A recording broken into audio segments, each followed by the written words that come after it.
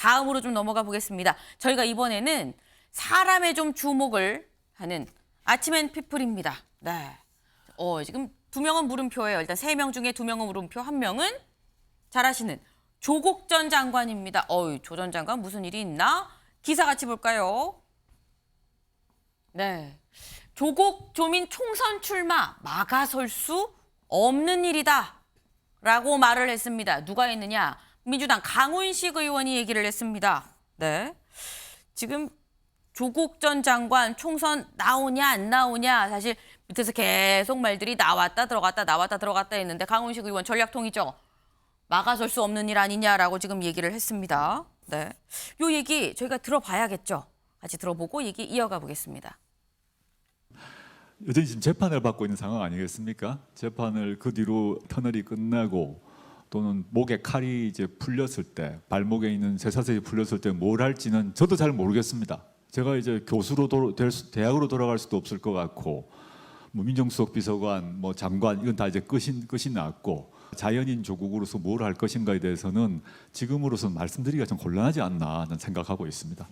아니 제가 뭐 조 전 장관님의 출마 여부에 대해서까지는 뭐 아직 깊이 있는 판단이나 말씀을 들은 건 없는데요. 아까 말씀드린 것처럼 우리가 개방하고 또 투명하고 경쟁력이 핵심이면 어떤 분이라도 받아갖고 함께 할 수 있는 것은 논의해봐야 된다고 생각합니다. 네. 바로 좀 OX 질문으로 들어가 보겠습니다. 조국 전 장관 출마한다. 하나, 둘, 셋. 최 변호사님, 단독 마이크입니다. 말씀해 보세요. 네, 무엇을 상상하든 그 네. 이상을 보여주시는 조국 전 장관님이시기 때문에 네. 나올 가능성 여전히 있지 않을까 생각을 합니다. 물론 상식적으로 봤을 때는 네. 사실 저도 나오기 어렵다라고 생각을 합니다. 네. 하지만 결국 지지층이 방탄을 하기 위해서는 네. 국회의원 이상의 방탄이 뭐가 있느냐라는 콜링이 있을 것이고 그거에 대해서 마지못해 대응하면서 나올 가능성도 있다라고 보는데요. 네. 그것이 조국 전 장관이 될지 네. 아니면 따님인 조민 씨가 될지는 아직은 모르겠습니다. 일단 최 변호사님도 5호를 꼽긴 하셨습니다만 상식적으로는 나도 안 나올 것 같다라고 사실상 네 분 다 X인 셈입니다. 근데 구체적인 지역구도 좀 거론이 됩니다. 심평 변호사 얘기를 좀 들어보고 얘기 이어가 보겠습니다. 정부의 고위직에 있는 분도 다른 분도 그분한테서 조국 교수가 출마할 가능성이 있고 그 출마를 한다면 관악갑을 택할 가능성이 높다고 그런 말 직접 듣기도 했습니다. 아이고 조 교수는 야권 내에서 그만한 정치적인 자산을 가진 분이 거의 없습니다. 대단한 분입니다. 네, 권지웅 의원님. 관악갑이라고 아주 콕 집어서 이렇게 지역구 이름이 나왔습니다. 이건 어떻게 보세요? 관악갑 가능성? 일단은 그쪽에서 대학을 나오시기도 했고 그리고 교수를 서울대가 하기도 관악갑 쪽이니까. 하셨으니까 그런 네. 이야기를 하시는 것 같은데 네. 그리고 이제 강훈식 의원께서 말씀하신 것처럼 개인이 출마하겠다고 하는 걸 막을 수는 없죠. 그렇죠. 당연히 피선거권이 있지 않습니까? 네. 근데 민주당이 과연 조국 전 그 장관을 공천해야 하는가는 좀 다른 문제 같습니다. 저는 그 면에서 지금 이 시기에 뭐 조국 전 장관을 공천하고 싶다는 식의 어떤 민주당의 뉘앙스를 풍긴다던가 이런 건 매우 부적절하다고 생각합니다. 예를 들면 조국 전 장관 개인 입장에서야 억울한 일이 당연히 있겠죠. 네. 근데 이제 좀 바꿔서 보면 윤석열 정부에 여러 장관들이 있었지만 낙마한 분들이 꽤 많습니다. 근데 문제가 되어서 낙마했죠. 근데 그 사람이 다시 국민의힘으로 공천받아서 나온다고 하면 국민들이 어떻게 볼 것인가. 저는 내로남불 정당이라고 볼 거라고 생각합니다. 그래서 조국 전 장관의 어떤 피선거권을 막는다 안 막는다의 문제가 아니라 네. 민주당이 공천을 주겠다고 하는 건 어느 정도 국민적 비판을 감수하는 것인데 네. 저는 그렇게까지 해야 될 일인가. 그러니까 개인의 명예 회복을 위해서 당이 내로남불이라고 하는 오명을 써야 하는 것인가 라고 하는 건 훨씬 더 깊은 토론을 통해서 결정해야 될 것이라고 저는 생각됩니다. 네. 일단 뭐 조국 전 장관이 나온다는 걸 말릴 수는 없지만 당에서는 주면 안 된다. 뭐 이렇게 지금 말씀을 하셨습니다. 조국 전 장관의 지금의 현재 상황, 문재인 정부 때 문재인 대통령 밑에서 법무부 장관을 하는 그 과정에서 불거진 일련의 이 사안들이 지금까지 이어지고 지금 재판을 받고 있는 상황으로 갔는데 그럼 문재인 전 대통령은 조국 전 장관의 정치, 총선 출마에 대해서 어떻게 생각할까 궁금한데요. 문재인 전 대통령한테 총선 출마 조국 전 장관 나오는 거 어떻게 생각하십니까? 라고 물어보진 않았습니다만 이렇게 물어봤습니다. 지금 소주 한 잔 누구랑 하고 싶으십니까? 라고 물었더니 조국 전 장관이요? 라고 얘기를 했습니다. 이 얘기를 조 전 장관은 어떻게 생각을 할까요? 보고 오시죠.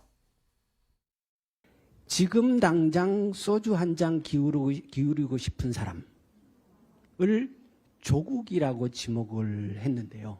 그 책방 점원이 그랬어요. 그분의 직업이 전직 대통령 출신이라고. 저는 그 다큐멘터리를 보지 아직 못했습니다. 그런 에피소드가 소개됐다는 얘기는 제가 들었습니다. 모셨던 사람으로 감사하고 또 송구스럽습니다. 근데 소주는 안 좋아하지 않아요? 저는 뭐 맥주 빼고는 다 좋아합니다. 네, 조국 전 장관도 소주 안 좋아하지 않아요. 맥주 빼고 다 좋아합니다. 라고 지금 열어놨습니다. 그렇다고 한다면 다시 한번 OX 질문 가보겠습니다. 네. 두 사람 조만간 소주 한 잔 할 것이다. 하나, 둘, 셋. 조만간 소주 한 잔? 요건 좀 갈리네요. 요건 좀 갈립니다. 일단 보수 쪽에서는 한 잔 할 거다. 진보는 아니다. 근데 신정현 위원님, 아니다. 정치적 블랙홀, 너무 강한 블랙홀입니다. 조국 전 장관은 현재로서요. 그리고 문재인 대통령은 이미 퇴임 이후에 이제 본인의 삶을 살고 또 네. 국민들로부터 이제 잊혀지고 싶다라고 말씀을 하실 정도로 정치와는 거리를 두시겠다고 했는데요. 네. 조국 전 장관과 만나는 순간 앞서 말했던 출마 여부뿐만 아니라 앞으로의 또 조국 전 장관의 앞으로의 정치 일정까지도 많은 사람들은 상상하게 될 거고요. 네. 그 배후에 후원자로서의 문재인 대통령을 또 소구하게 될 겁니다. 그러한 과정들을 문재인 대통령도 원치 않을 거고요. 그걸 네. 또 그렇게 될 거라는 걸 알고 있는 조국 전 장관도 섣불리 그렇게 찾아가서 소주 한 잔 기울이기 어려울 거라고 봅니다. 블랙홀이기 때문에 두 사람이 만나는 일 자체가 없을 거다라고 했는데 김수철 원장님. 저는 이제 그 민주당과 진보 진영이 네. 총선 1년 앞둔 상황에서 아마 총 결집을 시도할 거라고 예상이 되고요. 그 과정에서 윤석열 대통령의 지지율과도 상관관계가 있을 것인데 네. 아마 그런 부분 민심 위반이 좀 심하다라고 하면은 네. 아마 그 시기는 더 앞당겨질 것으로 예상이 됩니다. 예, 그렇습니다. 그리고 아까 제가 한 말씀 더 드리고 싶었던 부분이 있었는데요. 네. 짧게 말씀드리면 규정을 바꿔서까지 출마를 열어둔 민주당이 저는 좀 문제가 있다는 생각이 좀 듭니다. 왜냐하면 이번에 나온 특별단결을 네, 말씀하시는 그렇습니다. 거죠? 왜냐하면 지금 현재 규정에는 뇌물이나 알선수재, 공금횡령 이런 분들을 이제 상급심이 진행이 중이면 네. 부적격한 자로 이렇게 만들어놨는데 이 부분을 이제 풀어가지고 대법심이 최종심이 날 때까지는 이제 출마를 할 수 있도록 열어놨지 않습니까? 그러다 보니까 이제 지금 1심에서 2년 실형을 받은 조국 전 장관도 출마할 수 있는 길을 열어두었고 또 어떻게 보면 이재명 대표도 또 만약에 또 재판을 받아서 네. 형을 선고받더라도 출마할 수 있는 길을 열어놨다는 거 이게 저는 예전에 도덕적이고 윤리적이었던 민주당의 모습과는 전혀 다르다 이런 생각이 좀 듭니다. 네, 최 변호사님. 서점 판촉 행사 차원에서 일일 사원으로 조국 전 장관을 모시지 않을까 싶습니다. 사실 지금 그 평산 책방이라고 하면서 네. 거기에는 이제 공공 재단을 한다라고 했는데 알고 봤더니만 네. 문재인 전 대통령이 개인 사업자로 해가지고 돼 있는 법적 신고가 한 것이 지금 나왔었지 않습니까? 네. 그러면서 뭐 하루아침에 뭐 한 15,000권 이상 책이 팔렸다라고 하는데 수익만 해도 한 3, 4천 얘기가 된다고 합니다. 네. 아마 조국 전 장관님께서 가시면은 하루에 거의 뭐 10만 권이 팔리지 않을까 싶은 가장 큰 판촉 행사가 될 것 같은데 형식적으로는 그렇지만 그것은 내년 총선을 바라보는 실질적인 정치적 결사를 하는 모멘텀으로 가져갈 가능성도 저는 있다고 보는데요. 네. 그게 바로 이렇게 해서 당헌 당규 규정 바꾼 것 아니겠습니까? 1심에 선고받았다 하더라도 더 이상 그것이 어떻게 보면 무죄 추정 원칙에 의해서 전혀 규제가 되지 않는다. 결국은 조국 전 장관 반드시 나와 주십시오. 이런 얘기 아니겠습니까? 알겠습니다. 다음 기사를 좀 보면서 얘기를 좀 이어가야 될 것 같습니다. 네. 네. 조국 총선 출마설의 명예회복길, 내로남불, 악재라고 좀 내부가 좀 의견이 좀 갈리고 있는 것 같습니다. 네. 권지웅 위원님. 아까 말씀 중에 네. 당에서 공천을 주면 안 된다. 내로남불 악재라는 입장이신 것 같아요. 근데 아까 특별 당규 얘기가 나왔거든요.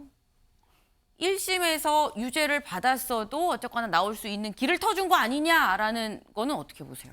그러니까 이 특별 당규라고 하는 게 어떤 구체적 개인만을 향해서 했다고 이렇게 딱 단정짓기는 저는 어렵다고 생각하고요. 물론 근데 지금 이제 조국 전 장관과 이재명 대표와 관련된 것이 있기 때문에 그런 네. 의심은 살 수 있다고 생각하고 저는 지금 어쨌든 조국 전 장관을 민주당이 공천하면 안 된다고 단정적으로 말씀드린 건 아닙니다. 그리고 아직 출마 선언도 하지 않은 사람에게 그런 이야기를 할 필요는 저는 없다고 생각하고 근데 다만 이제 민주당이 네. 그간 되게 국민들에게 지탄받았던 비판을 네. 기억하고 있다면 그것을 꼭 고려해서 조치해야 된다는 이야기를 드리는 겁니다. 알겠습니다.